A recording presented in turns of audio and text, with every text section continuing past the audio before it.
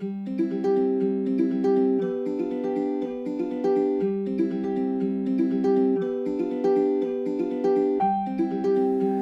days it just seems like someone has got it in for you.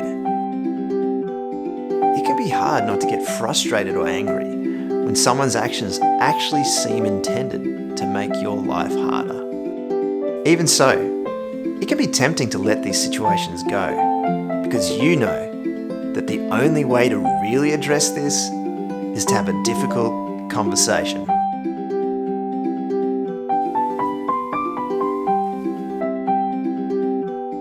Hey guys, how's it going? My name's Hayden, I'm an emergency doctor and I help people learn how to have difficult conversations. One of the hardest parts about having a difficult conversation is just beginning. And so today I want to take you through 3 tips on how to get any difficult conversation off to a great start. Okay, so the first tip is to give the other person the basic assumption. What's the basic assumption? The basic assumption is the assumption that the other person, no matter how hard it is to deal with them, it's the assumption that they're just doing their best.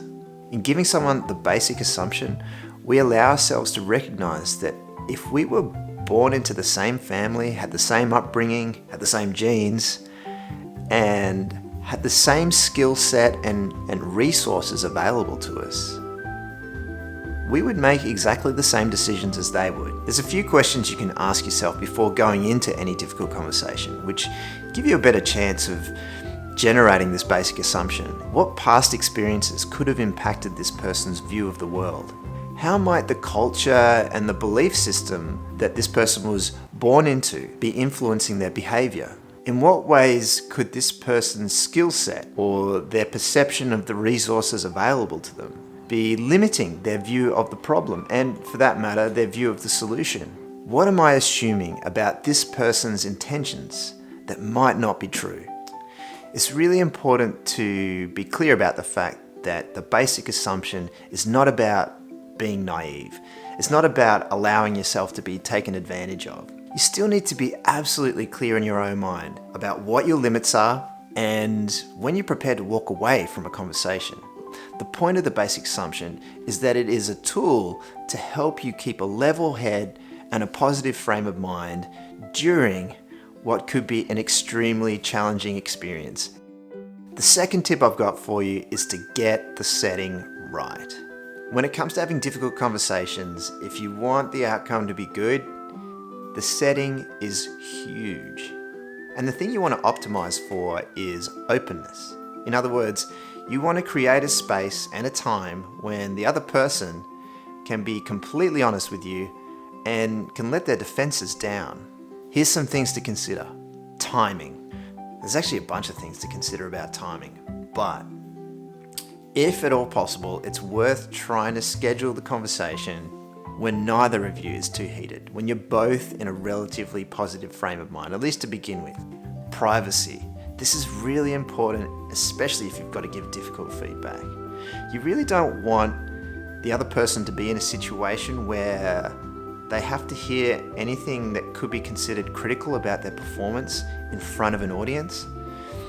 The risk that they can lose face will mean that they really put up their defenses and they'll find it extremely hard to be honest about, their opinions of their own performance in that situation. It needs to be free from distractions too. Your ability to remain present during a difficult conversation is going to be critical to the quality of the outcome. And interruptions are just going to make this task harder. Sit down.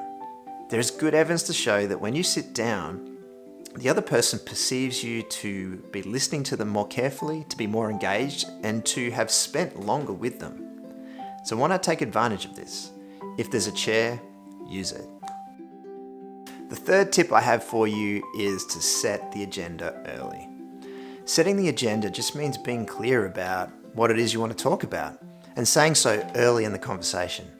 If you've ever been called into the boss's office only to spend the next 10 minutes talking about the weather or cricket or going fishing, you'll know exactly what I mean by this. You're sitting there and you're wondering, did they really invite me in here to talk about these things? Or is there something more serious behind this? What do they really want to talk to me about? Then by the time you actually settle into the conversation and become convinced that they just want to chat, they drop the bomb on you. You're fired! Okay, so that's a bit extreme, but it could easily be some form of difficult feedback or maybe some bad news that they need to give you. So here's my suggestion. If you've got to start a difficult conversation with someone, at least put them in the ballpark about what it's about early on. I wanted to talk to you because I need to give you some feedback. It's as simple as that. You don't need to drop the bomb on them. In fact, don't do that. But at least let them know what the conversation is about early on.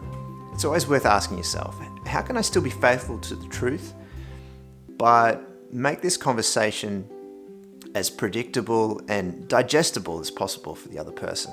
So there you go. That's 3 tips to help you get off to a good start in any difficult conversation. Give them the basic assumption, get the setting right, and set the agenda early. I'm obviously really passionate about how to have difficult conversations well. I think the more people who know how to do this, the better a place the world can be.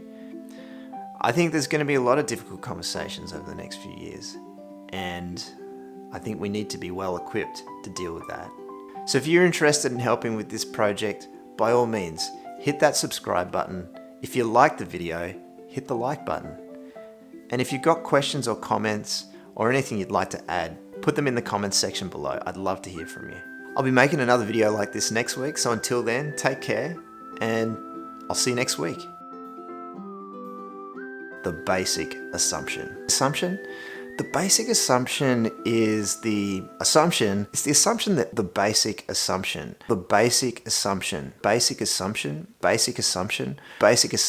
this basic assumption. What am I assuming?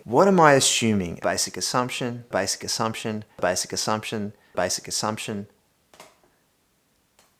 Give them the basic assumption,